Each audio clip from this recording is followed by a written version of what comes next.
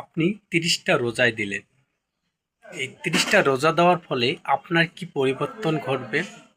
বিজ্ঞানীরা বা কি বলে, এই শুধু কি ধর্মীয় ইবাদতের মাধ্যমেই কি রোজা, না আপনার শরীরের কোনো পরিবর্তন বা ডিঅক্সাইড বা জীবাণু আপনার পরিবর্তন ঘটবে? আজকে আমরা জানব যে রোজার বিজ্ঞান অথবা সায়েন্স অফ ফাস্টিং। সম্পূর্ণ ভিডিওটি দেখুন, নতুন কিছু শিখুন এবং আপনার রোজা হোক আরও আনন্দময়। শুধু রোজা নয়, রোজা আপনার হবে।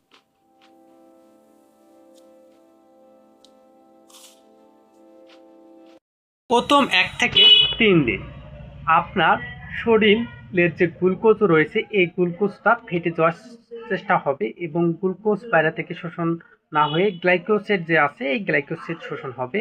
এতে করে আপনার গ্লুকোজ লেভেল কমে আসবে।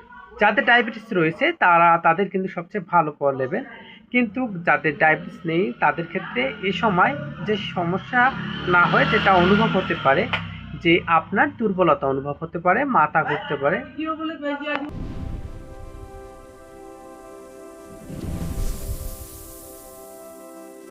থেকে 7 দিন এ সময় আপনার শরীরের ভেতর যে চর্বি রয়েছে এই চর্বিটি ফেটে যাওয়ার সম্ভাবনা থাকবে এবং ফেটে যাবে।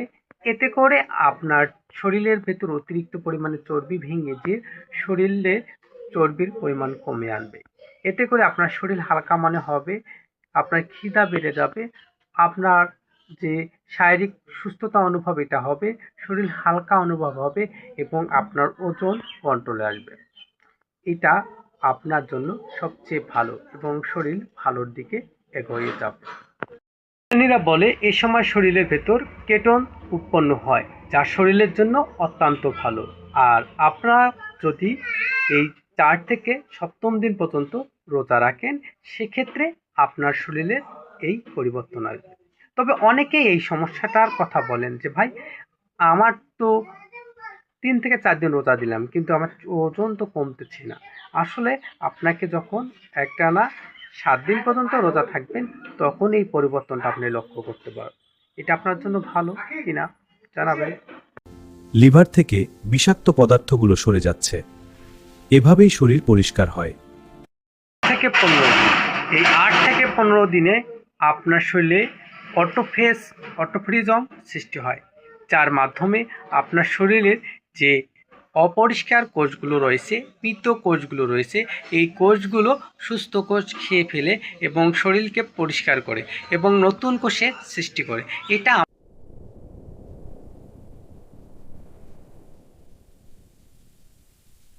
রোজার 15 থেকে 25 দিন, এটা হচ্ছে রমজানের 3য় সপ্তাহ। এই সপ্তাহে আপনার মস্তিষ্ক শক্তিশালী বৃদ্ধি করে, আপনার শান্তশীল মনে হয়, ধৈর্যশীল হয় এবং আপনার মেধাশক্তি বেড়ে যায়। এর জন্য ব্রেন ডেভেলপমেন্ট টাইম বলা হয় এই 15 থেকে 25 দিন।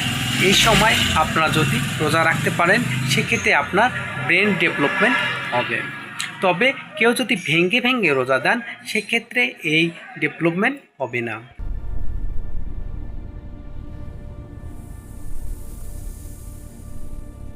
26 থেকে 30 দিন এই সময় আপনার একটা হ্যাবিট বা অভ্যাস হয়ে যায়, যার মাধ্যমে আপনি নিয়মিত আপনার হজম শক্তি ঠিক থাকে, মস্তিষ্ক শক্তি ভালো থাকে এবং আপনার স্মৃতিশক্তি ভালো হয় এবং আপনার চর্বি নিয়ন্ত্রণ ঠিক থাকে, আপনার পায়খানা প্রস্রাব কন্ট্রোল থাকে।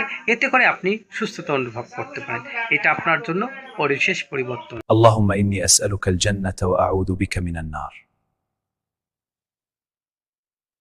দিক থেকে রোজা আপনার শুধু ধর্মীয় না, এই শরীরের জন্য না, আত্মাকে বা আত্মবিশ্বাসকে বৃদ্ধি করে, আপনার ধৈর্যশীল করে এবং আপনার আত্মাধিক স্মৃতিশক্তি বৃদ্ধি করে।